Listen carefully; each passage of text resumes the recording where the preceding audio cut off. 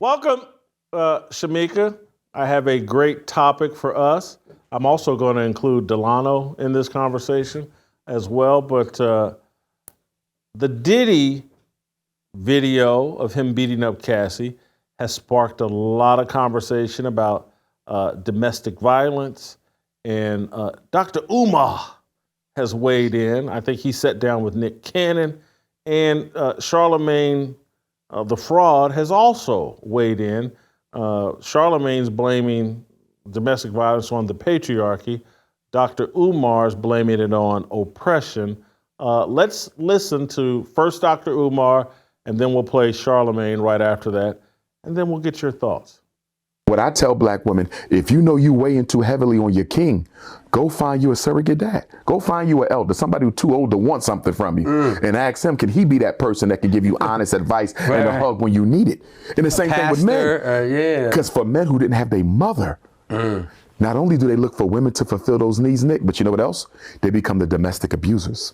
If you were to interview men who abuse their women, of any race, but we're talking about us, you will find that disproportionately, they were either abandoned by their mothers or abused by their mothers in some way. They carry that pain in them. It never went away. And guess what? When the girlfriend starts letting them down and disappointing them, it's transferred to her. The transference from the mother. And I don't know if you know this, well, you probably do because you read the news. We dealing with an epidemic of black men killing eight black women. Choking them, killing it. We never did that. We never did that. And now we doing it. Going back to your mental health piece. Black men, because we are the most oppressed, we're the most traumatized. But you know what else? Because of our definitions of masculinity, which says a man can't be vulnerable to get help, we're the least likely to go get some damn help. What are your thoughts on everything going on with Diddy right now?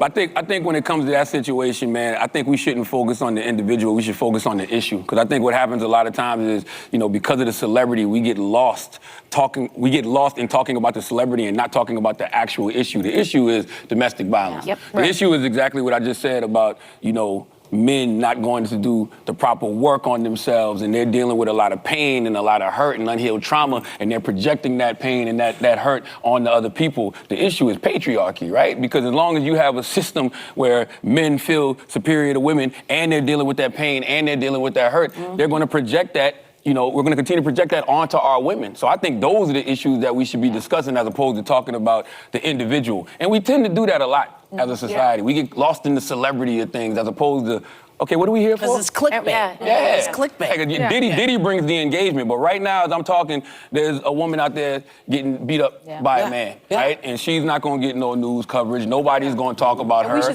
We should say the name of Cassie, the survivor of the domestic violence. Yes. Let's talk more about her. Absolutely. Let's talk about the issue, Priya. Let's talk about the actual issue and not the individual. Shemeka, your thoughts? Well, I don't know a lot of these men that Umar is talking about that were missing their mothers and turned into abusers. I'm wondering what type of abusers is he talking about? Because yes, I do see men who were disappointed by their moms, or their moms weren't around, or their moms abandoned them, become womanizers. They are cheaters and don't know how to treat a woman because the first woman that was supposed to love them didn't. I have seen this in men, but when it comes to statistics, 81% of men who are physically violent towards their women witness their fathers beating their moms, or either they were abused themselves. So I'm just trying to figure out what type of abuse Umar is talking about. And when it comes to Charlamagne, I'm tired of people referencing the patriarchy as if it's this whole Mr. and Celie dynamic. That's not what the patriarchy is about. And these types of narratives push the whole matriarchy, which we have seen the destruction that has had in the Black community. And so I wish we could take the negative connotation away from patriarchy, because that's not what causes someone to be abusive. Men are supposed to lead. Men are supposed to be the providers and the leaders of their family. That's patriarchy. That's the way it's supposed to be. Men in leadership roles. it's not just men deciding, oh, I'm going to beat my wife, because that's not what we say about matriarchy. We don't think that we're going to get a bunch of women in positions that are just going to beat men and be domestically violent. But we have to acknowledge 1 in 7 men are beat by their women. 1 in 7 men. We actually just had a man here who was murdered by his ex-girlfriend. So I think we should talk about domestic violence, but I think we should put it in the proper context. Stop saying this is because of the patriarchy. It's not. Shemeka, I want to thank one of our sponsors, but on the other side of this thank you, I'm going to say something really controversial and really triggering about this entire topic. Most emergencies come without warning, and when the next one comes, you won't have a second to spare on packing and preparing. You need to get ready right now before an emergency strikes. Your supplies should be within reach, ready to grab and to go at a moment's notice. Secure those supplies at my website, preparewithwhitlock.com. Start with a 4-week emergency food kit from My Patriot Supply. Helping millions of American families prepare since 2008, My Patriot Supply are the experts in all things self-reliance. Their 4-week emergency food kits offer over 2,000 calories every day. Protected by heavy-duty 4-layer packaging, these kits last up to 25 years in storage. These delicious foods are sealed inside rugged buckets with handles designed to grab in a hurry. Go to preparewithwhitlock.com and get as many food kits as your family needs for $50 off each. They will ship fast and free in unmarked boxes. Save $50 per kit at preparewithwhitlock.com. That's preparewithwhitlock.com. I have these myself. You guys need to be prepared. So, Shemeka, I listened to Umar, I listened to Charlamagne, and I don't like either response. And I don't think I have the whole answer here, but part of my answer is that the uptick, if Umar is right, if there is an uptick in domestic violence between black men and black women initiated by black men, if he's accurate, I think it speaks to an imbalance in intellectual capability. And we've done so much investing in elevating women as educated people, and we've done so much disinvestment in educating black men that many black men can't compete with the mouthpiece, with the tongue, with their women. And it's because they're not grounded in truth, biblical truth, which is the source of all wisdom. And so, again, we're removed from all wisdom. We're removed from education. Many men don't even have the vocabulary to compete with their woman and can't even understand half the things he says. So he resorts to physical violence when he's outgunned intellectually. And then again, the source of all wisdom, it's biblical truth, it's God. And so we've walked away from that, and that's what, and we've been trained now to all the promotion is tap into your emotions. You need to, don't let your feelings be known. Don't be afraid to show your emotions. That's the most manly thing you can do. Don't be in control. Don't be ruled by logic and reason. Be ruled by your emotions. That's healthier. Men are being told that. And that's why they're behaving like women, and they get triggered so easily, and they get emotional, and then they have this physical dominance once they get emotional, and they lean into that. And so I cannot, because I'll never say, hey, I could never do that. But the reason why I feel confident that I won't make that mistake is because I just try to remove all emotions from my interactions with most people and just try to be ruled by logic. And that doesn't mean that I hide my emotions. I just choose when and where and with whom I'm going to share my emotions.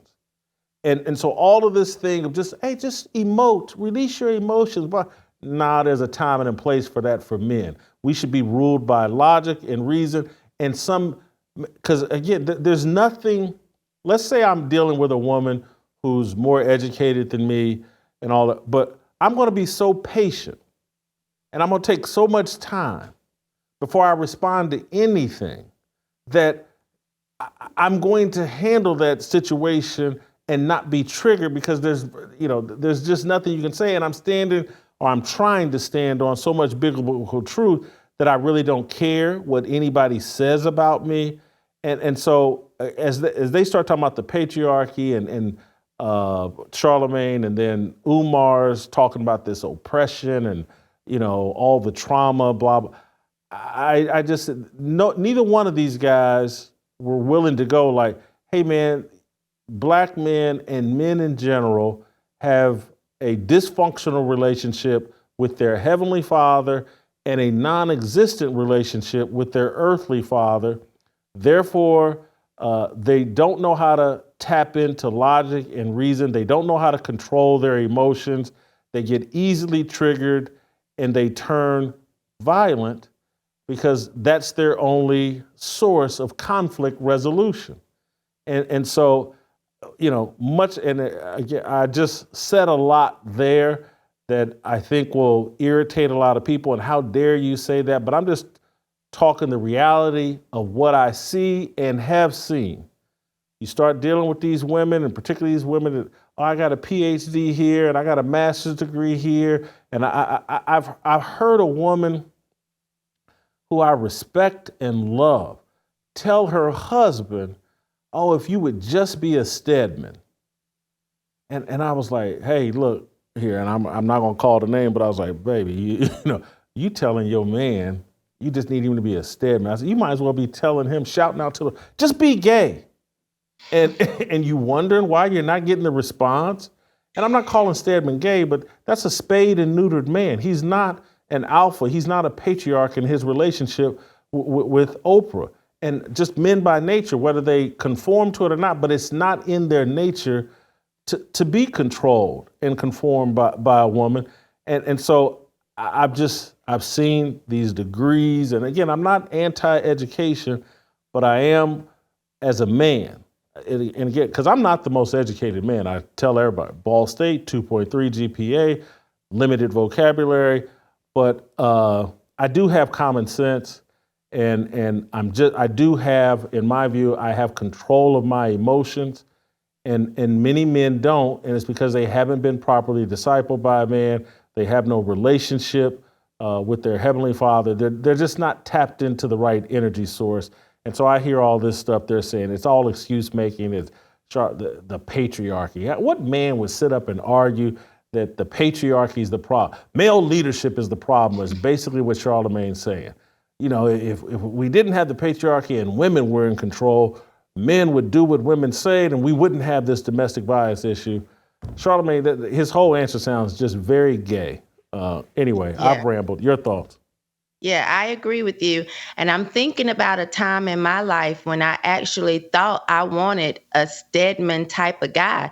But I'm telling you, eventually, these are the type of men that when you walk in the room, they just automatically smell like poot, and you're not attracted to them anymore. You don't want to be with them sexually.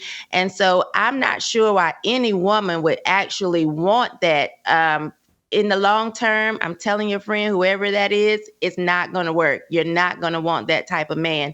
And when it comes to the things that you said that may be triggering, I think that what people need to really listen to is you're not saying that men can't have emotions. You're saying that the emotions should not control them. They should not be controlled by their emotions. They have to learn how to be the one in control. So many men have been raised by women women that they respond like women. You watch them, their neck is moving. They want to get you told. They want to go back and forth with you on social media. They want to scream and yell. And when I think about my grandfather, I never saw my grandfather yell and lose control and just be extremely emotional. I never saw that from my uncles. And so when I see a lot of these guys now just acting like women, they're ready to throw things and just scream. There's a video going around social media where white women are actually paying to go to these certain places to just scream. That's exactly what they look like when they get into these arguments. And so men should have control over their emotions and be able to express themselves, whether it's sadness. Jesus wept. We understand men are allowed to cry, but screaming and yelling and breaking down and feeling like you just can't go on over something small, like, you said you were going to go to this place and you didn't go. That's ridiculous. And that's where we are now with a lot of these men. And you have to ask, or I ask myself, does it create frustration in women? Because it doesn't seem like there's much empathy. And I don't even know where we should fall as women. Should we empathize? Should we be frustrated in the amount of men that lack this? Because we do understand that a lot of them just didn't have fathers. So where should we fall? In frustration, in empathy? I don't know. But I see the problem and I see why there's a problem, but having to deal with it, I think that's what we need, some help with that when it comes to relationships. Here's what I would advise women who are well-intentioned. You need to be saying to your man, let God define you, not anyone else, no outsider. And so once God defines you, you quit caring what other people actually think, and it's nearly impossible for them to trigger you. And that's like, I'll see people, black people, many now think like, oh, if someone says the N-word, I now have a license to try to slaughter them. And it's just preposterous to me. It's just like, I don't care who it is. If they call me, I'm not that. I know exactly who I am. I know who defines me. I don't care what that person says. I don't need that person's respect or approval. And so and again, this isn't simping or being an Uncle Tom or being afraid. This is like, no, I'm defined by God. That idiot over there that's calling me any name, fat, N-word, whatever, he doesn't define me. And so, or she doesn't define me, so she can't trigger me. He can't trigger me. But we think, oh, you disrespected me. And that's the line I got to draw on the sand. You're going to respect me, but you got to respect yourself, and you got to be out here trying to please God and just leave it at that and quit worrying about other people. Diddy, all these people that they don't have control of their emotions. And too many people, I see it with athletes, I see it with celebrities, or what they think their emotions and all that are why they're successful. And, I got to be authentically me. When I hear all that's like, I got to define myself as if there's no Bible, there's no God who's already defined me, there's no blueprint already printed about who I am. Anyway, Shemeka, I'm going to bring in Delano to this discussion. Thank you so much. We'll see you tomorrow. Delano Squires. Next.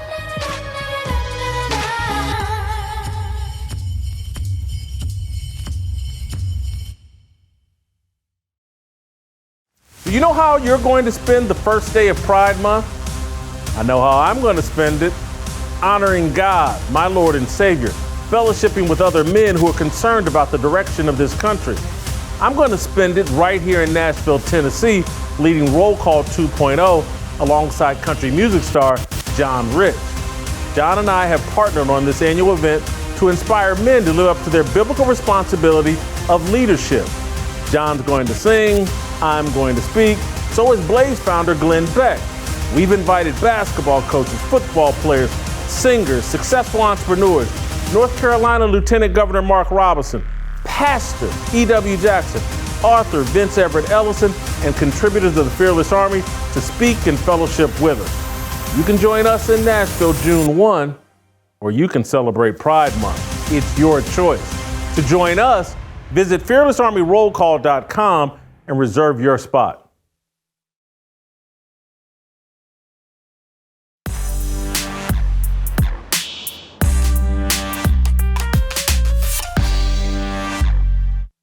Delano, have you watched or seen the Umar and Charlamagne clips, or do I need to refresh your memory? I've seen both of them.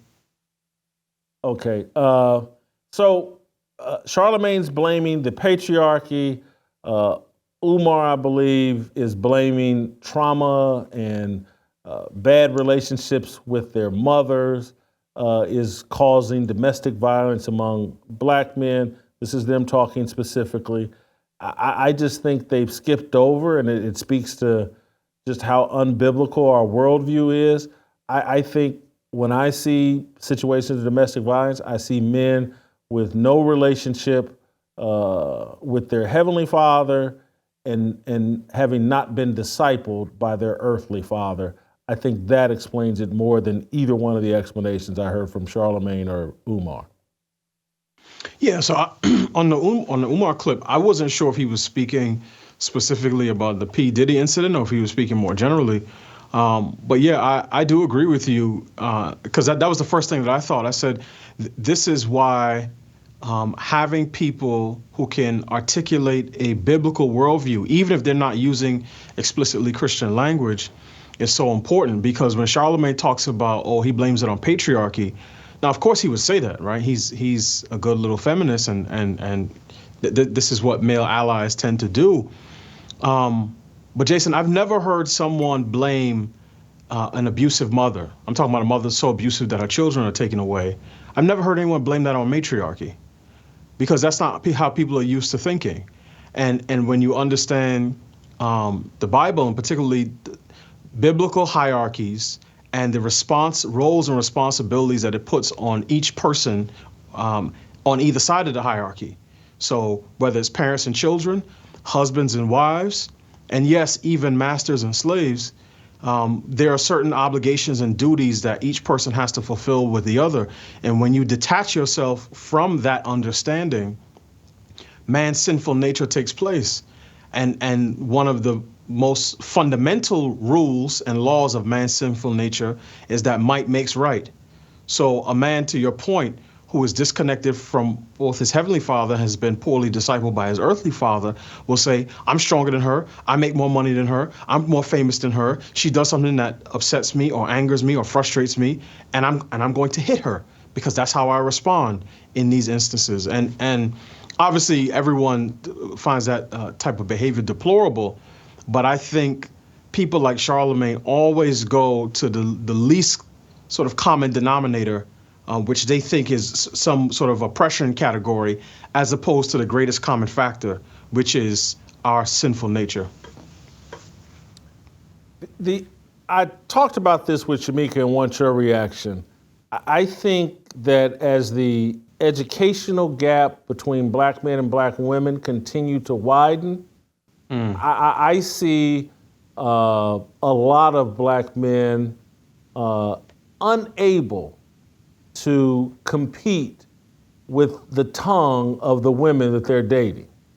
And I think that if they, because again, my argument here on this show is consistently like, okay, let's say she's got 3 degrees and a vocabulary that you can't compete with.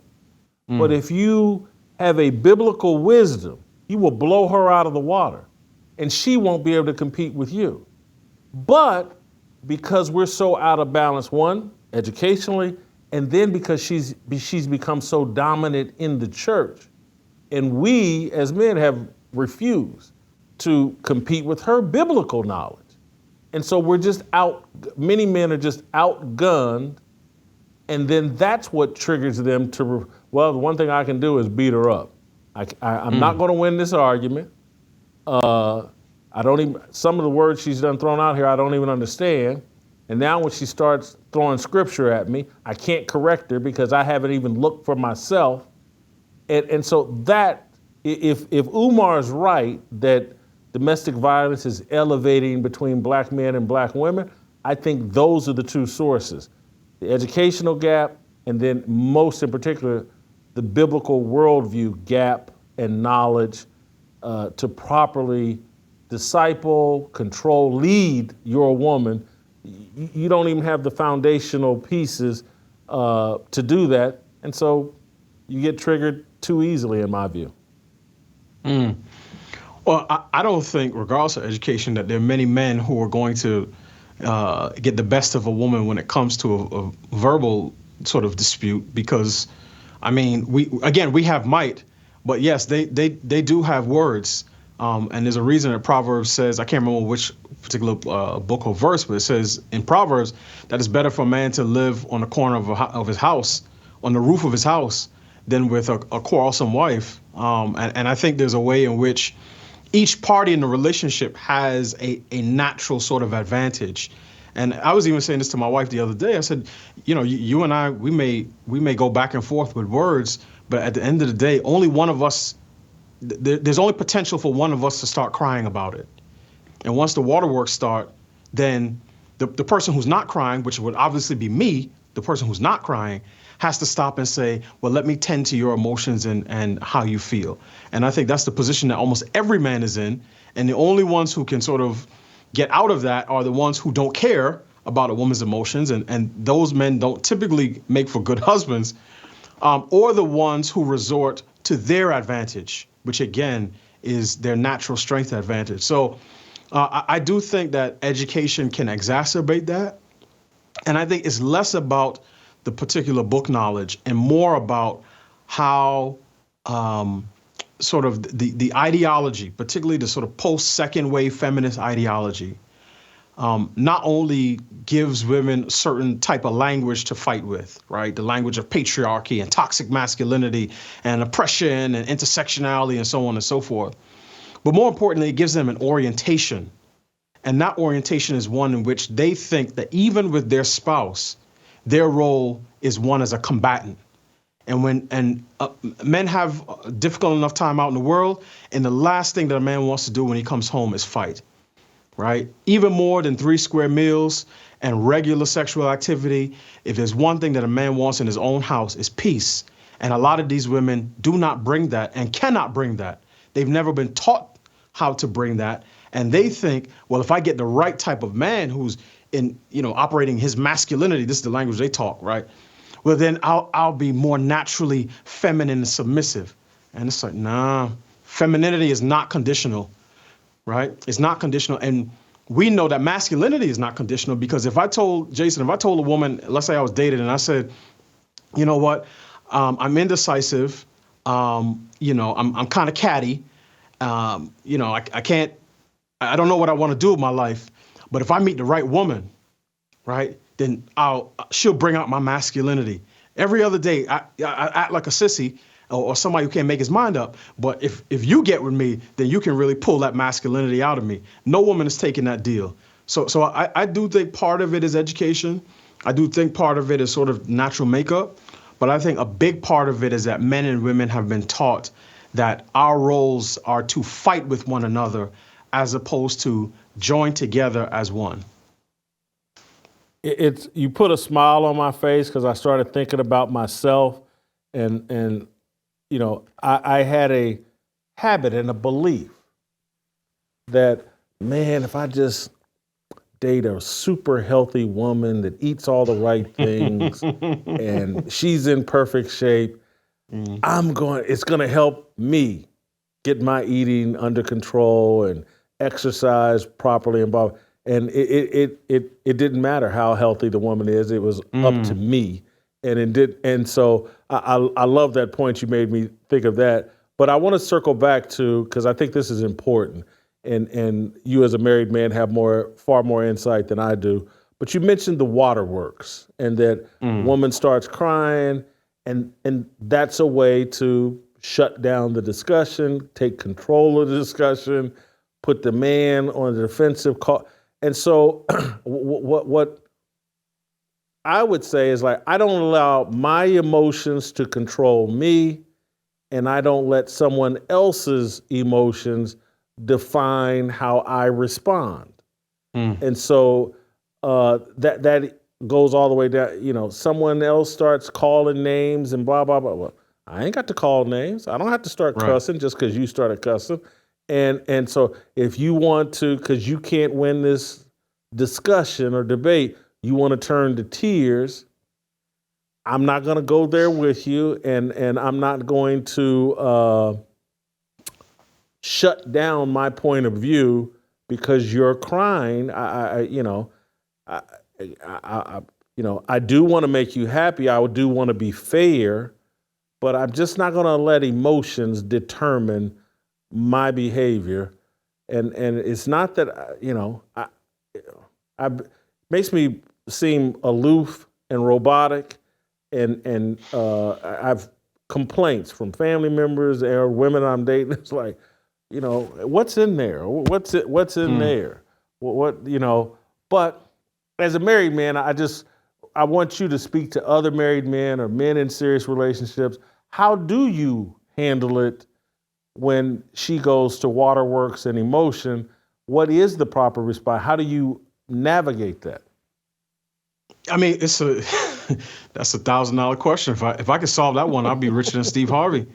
I mean, I've experienced this both in sort of multiple ways. And even before I was married, I was in a relationship prior to my wife with a young woman who there were some things going on. I think she had some challenges emotionally. And I remember once I got to the end of the line for me, we met in public.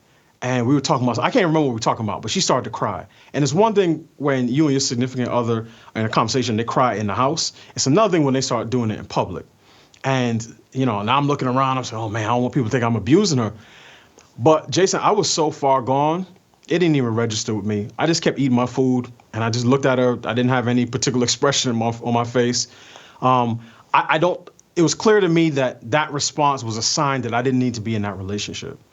In terms of in my marriage, again, I think I've handled it in ways that are good and ways that were not so good.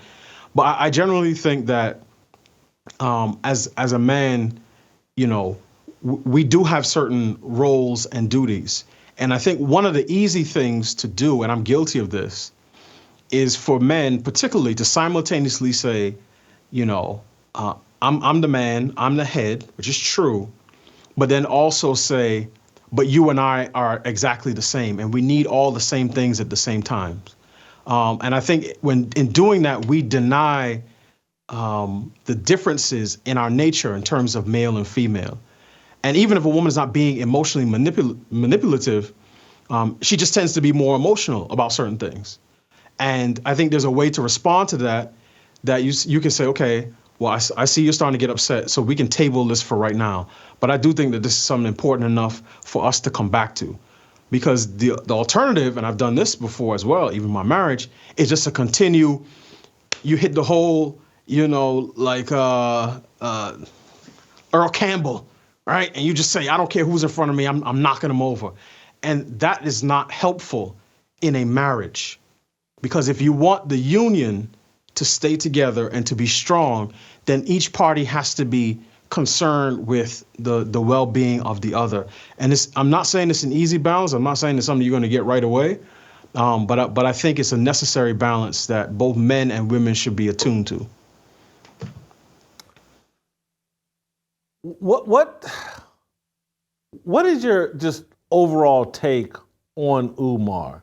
Does he help drive a healthy discussion in this scenario? Because I was sitting there thinking about Umar and Charlamagne are out talking about domestic violence issues. And again, Umar's doing it on Nick Cannon's podcast. He's sitting there talking to one of the most irresponsible men on the planet. And Charlamagne's doing it on The View, mainstream platform, talking to a bunch of women, but just engaging. And because again, I'm put my cards on the table. There's parts of Umar that I like, and there's parts I don't like. Having this discussion though on Nick Cannon's podcast with one of the most irresponsible human beings on the planet just seems like, Umar, you want me to take you serious? But you talking to a guy who everything you're talking about, women that are traumatized and abused, but what do you think this dude's creating with all these women he's got babies with? You think at some point that woman's not going to take out the frustration with Nick Cannon on these babies he's left her with? And so there's just like parts of this conversation that he can't even go all the way there because he's having a conversation with an idiot.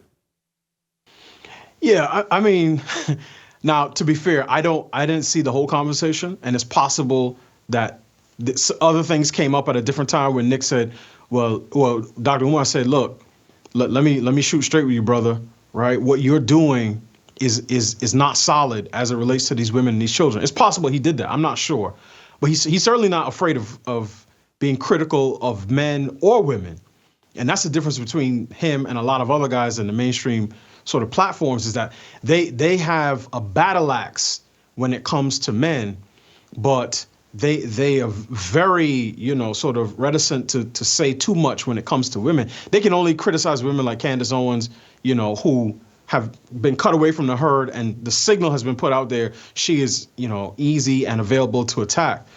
That being said, I think Umar is like a lot of other people we've discussed, right? I think whether it's Farrakhan, Andrew Tate, they're people who have the ability to periodically give a good diagnosis on a particular problem. The problem is, if their worldview is shoddy, if their worldview is based on, the notion that man is God, the black man is God, women are sort of morally degenerate and sexually promiscuous, and these are men saying this while pimping women, for their own profit, then yes, you may render the right diagnosis every once in a while, okay, against progressivism, against feminism, against, racism. Okay, we got it.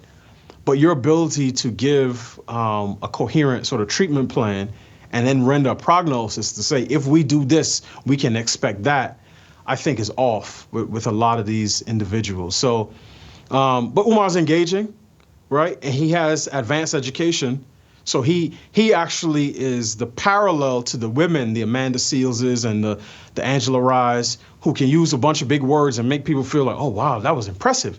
He can do the same thing with the gesticulations and the hand motions, and it makes people think, wow, that's impressive. So I do think he hits on some good points, but ultimately I don't feel that, he's the right person for people to be following. And then some things I've heard him say in terms of, black men need to take responsibility for the fatherless children that other men have created. I mean, I get that if you're talking about a coach who says, hey, I look at these players, many of whom have single moms as like my extension of my family, that's one thing. But when Dr. Umar, who I believe has 2 children by 2 different women, none of whom live with him, is saying that some married guy has to take care or attend to his kids and the mother of his children, nah, that don't sit right with me. So, yeah, I mean, on certain things, but, not somebody that I would personally follow. Thank you, Delano. Great job Jason. as always. Thank you guys for watching. Don't miss a second of Fearless. Hit that like button and subscribe to keep up with our latest content.